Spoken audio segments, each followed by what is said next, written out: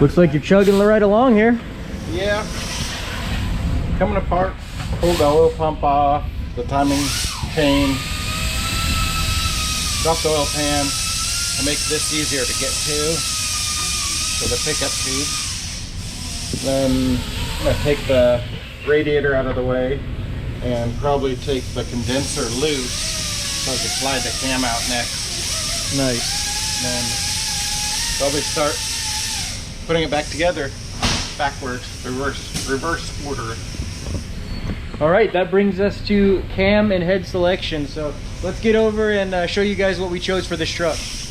All right, guys. So basically, I wanted to pull a lot of the parts that we're going to put on this truck just to go over them real quick before we get them in there and install them on the truck. So what we have here, basically, we wanted to go with a mild setup, something that's drivable, you know, something that might be something like you guys are doing on your trucks at home, and not over the top, not going to buck. This thing's going to drive nicely. It's not going to be the fastest truck on race week, I'm sure, unless it's the only truck on race week. Basically, what we're going with is a fun driver that can make it through race week. We got lots of plans for the truck later. We don't have a lot of time now. We got the truck a few weeks before it came down to time to bring it there. So what we're going to go ahead and do is a heads cam package, some headers. So we got the Texas Speed long tubes along with the Texas Speed Y-pipe setup there. Cam package wise, we went with the Stage 3 high lift truck cam.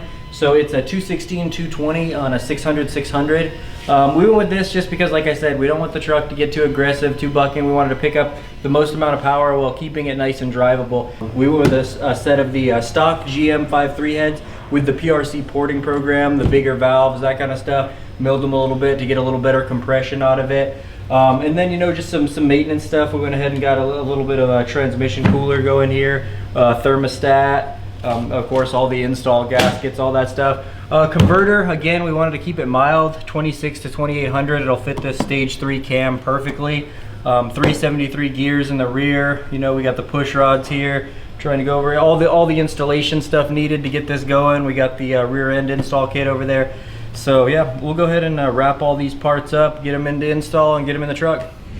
All right, guys, so Potak's been working away at this thing. So from what I understand, he lowered the pan to swap the oil pump? Yep, the oil pump. The pickup tube is a little bit difficult to get to without dropping the pan. So the bolts on the bottom side are kind of obstructed by the pan, so I just lowered the front of the pan down, took the pickup tube bolt out, swapped the oil pump. These were prone to having that pressure relief valve stick on these ears, so we had actually a takeoff one, so we got a free oil pump for this truck. Nice. And it's a high volume pump. It should be standard pressure for the high volume setup. It'll probably still give it a boosted oil pressure like 10-15 pounds at RPM, but it'll work good on this setup. With the truck pans, you have a little bit more capacity, so we have no fear of draining the truck oil pan. So I have to clean up a bunch of this stuff. You can see everything's pretty grody. Pile of parts.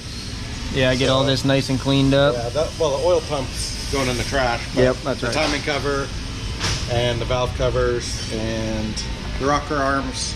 The valve covers, I don't know, man. These are a little, I feel like we might have better at the back or something.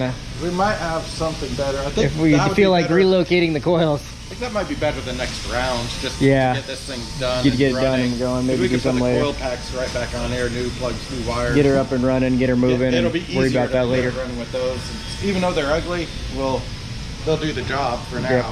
And of course, we have the truck intake, which isn't very pretty. It's in the bed, so it's going to look like a normal truck under the hood, but with the cam ported heads. Nice. And running a lot better once we do suspension and everything else. Get the converter done and headers, converter.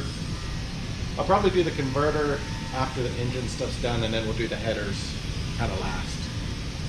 All right, so we'll clean stuff up, get back here, and start assembling it.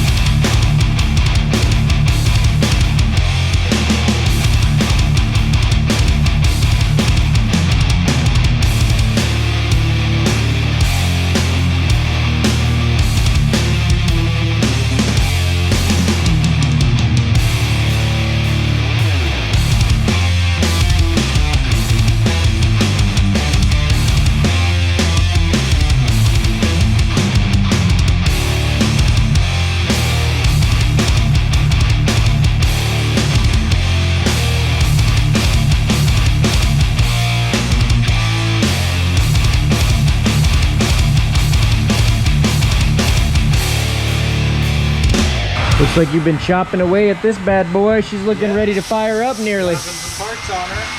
Nice. Still missing some coils, but that has to go on after the headers anyway. And then we'll get down and dirty with the converter. Yeah, I think converter first, then headers, just so they're not in the way.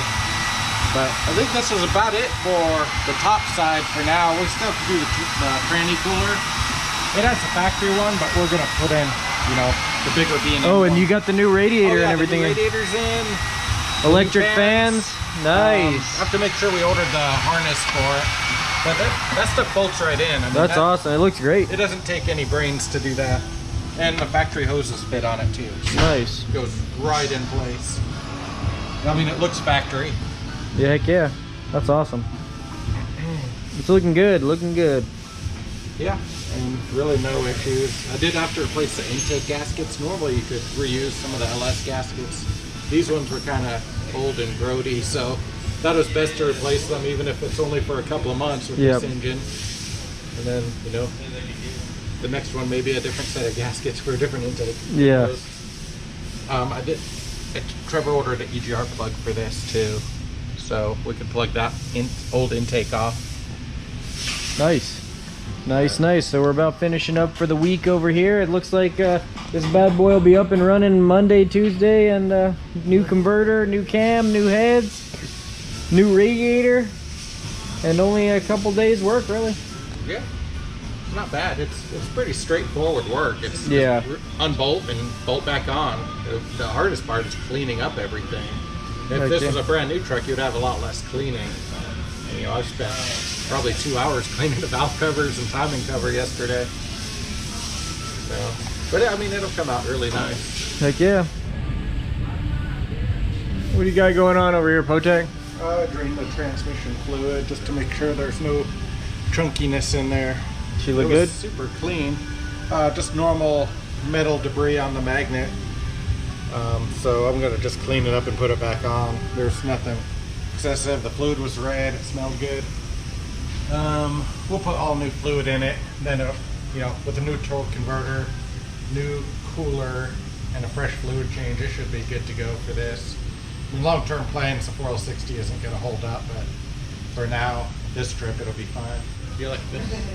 Nice. Well, yeah, we don't want that. We don't want that getting in the transmission. No, that's bad. I'll probably knock that off when it's down and on the training jack. Nice. Moving right along, man. Moving right along. She'll be chopping before we know it.